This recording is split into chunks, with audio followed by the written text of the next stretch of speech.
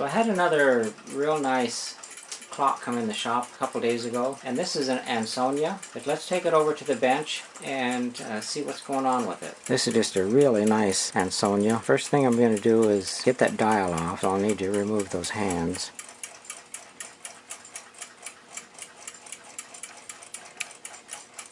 It's got the original hands on this, 3 screws on the back here.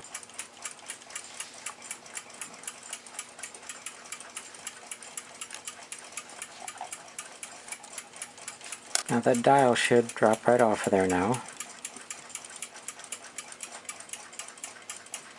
They're very old. I would say it is late 1800s. Very nice dial. And down at the bottom here, there is some printing down there. It says manufactured by Ansonia Clock Company, New York, United States of America. It's got real nice beveled glass on it. It's heavy too. It's real heavy. We'll set this aside and take a look at that movement. This came to me from a Cliff from Tennessee, and he told me that when he was a child, I don't quite remember what age he said he was, but he said he fixed this clock. He put in a click spring, and he said click spring broke and he wanted somebody to fix it this time. Take a look at it here.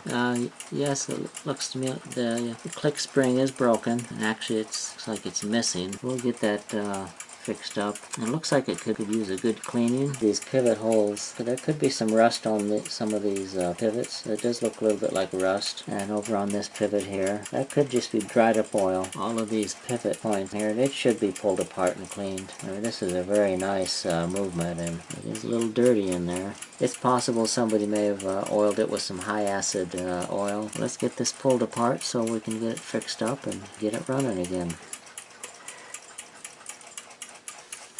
It looks like the leather is completely wore out in that. It's smashed down right into the brass area. That leather should be sticking out probably 1/8 of an inch or more. I'll talk to Cliff and see if he wants me to put a new leather in there for him. Next item I'm going to take loose. I like taking these suspension springs out of here so they don't get damaged. And it's just got looks like a nail in here holding it. The suspension springs they're quite fragile.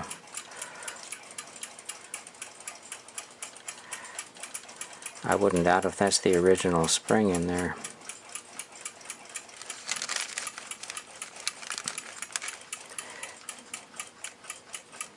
Oil seems to be really black in this clock. So I've got the main spring tied off on the chime side. Now the spring on the chime side, click spring, is broken, but I'm going to need to wind that main spring up so that I can disassemble it without having too much spring pressure everywhere.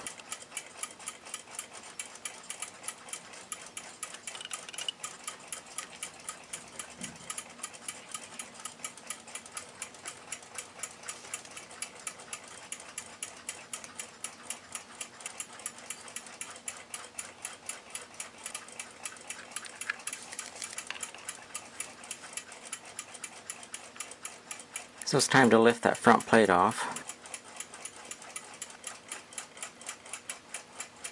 Yeah, I'd say it needs a good cleaning.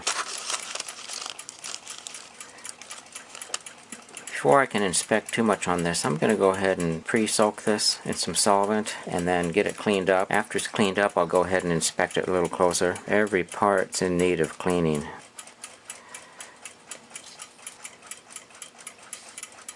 Escape wheel. All the pinions are just very filthy in this. It's almost as if somebody has oiled the gears and the pinions. I don't know if they used a spray lube on it or what. We'll get it cleaned up and then do some further inspection and check for wear. It's going to need some attention here. This needs a click spring made, and I may even have to fabricate a new click for this.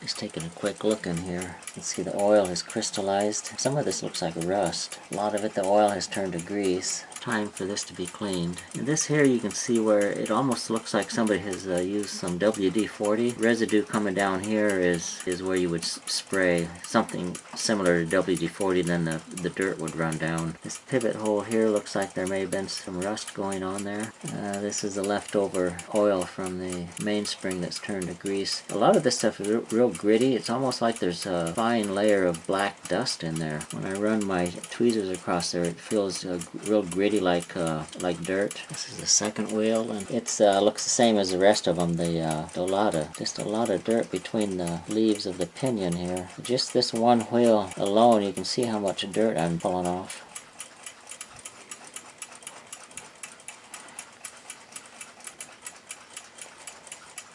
Yeah, it's coming off of there like grease. Mainspring for the time side.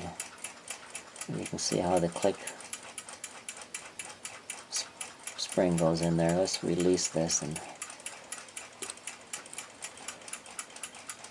that this rivet on here is loose. When I get that mainspring out, I'm either going to have to see if I can tighten that rivet up, or I'll make a new rivet and put in there, because that's a disaster waiting to happen. So I did a pre-cleaning on these parts. I'll be doing a final clean. I just wanted to get them cleaned up so I could handle them without getting real dirty. This rivet here for the click is loose on the time side. So what I'm going to do is I'm going to go to the back side. I'm just going to swage that over just a little bit more. So I've tightened this pin up. It's no longer loose. It's nice and tight now. It didn't take much. Let's check the other wheel out now. And this is the mainspring wheel for the gong side. And somebody has taken the rivet and filed a screwdriver head, I think, in here is what they were thinking, but click spring is missing out of this one. So the click wire on the other mainspring wheel is 20 thousandths in thickness. I'll need to find some piano wire that is 20 thousandths for the other side. And what I use for those click springs is this high tension wire. It's basically music wire, piano wire, and comes in different thicknesses. So I'll need to find the right thickness and get a new spring in that other click. So I found some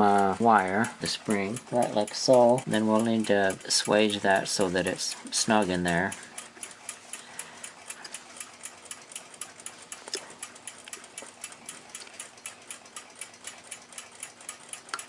Then that'll swing around there and lock right in there. That'll make it so the ratchet will work.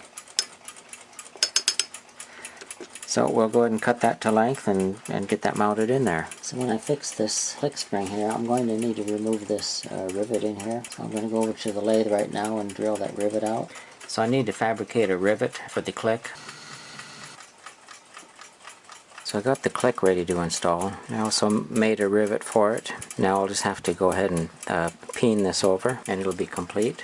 So I got the mainsprings all cleaned up and I got the click repaired. Ended up having to remove it, made a rivet for it. So one item of concern that's going to need to be fixed is this collar on here. This brass collar has a split in it. It's supposed to be pushed up against this tension spring. With that collar being split, it doesn't have the strength to push against that spring there to give it any tension. So I'll have to make a new collar for this and press it on there. It should have about 1/1000th of an inch interference fit. There is no interference fit anymore, but you can see where the split is. So I'll head over to the lathe and make a new collar, get that pressed on there.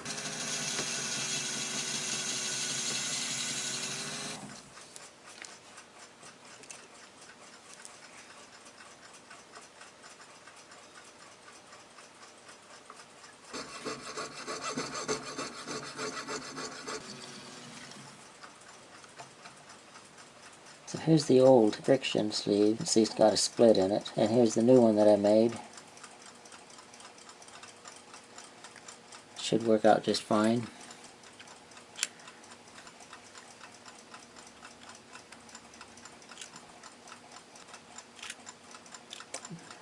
I'll go ahead and press that down. Okay, that collar worked out really good. It's holding that spring and clutch in place. We can go ahead and start assembling this now. And we decided to leave the original lacquer on this movement. The lacquer itself has yellowed. It's got a patina color to it, and it just adds to the nostalgia of the movement itself. Pegging these holes really helps a lot. It takes all any residue that's left in that hole out. This is the mechanism for adjusting the clock as far as the speed. And it looks like it was patented in 1880.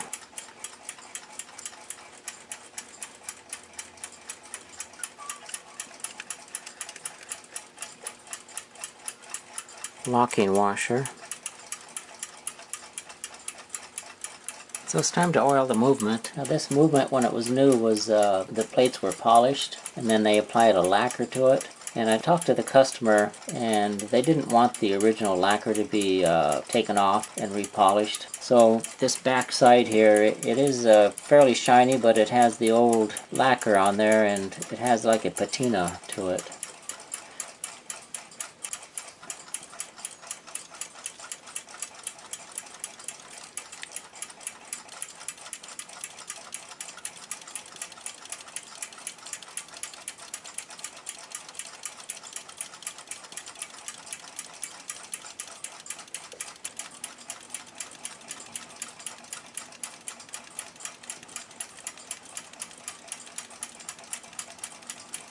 And the suspension spring.